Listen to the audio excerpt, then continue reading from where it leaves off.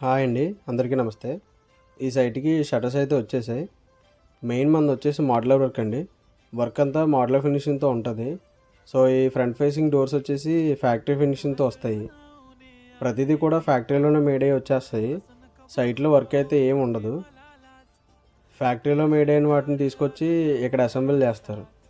ఇందులో నేను యూజ్ చేసిన ప్లే 710 గ్రేడ్‌తో వస్తది. ఇది 18 బోర్డ్.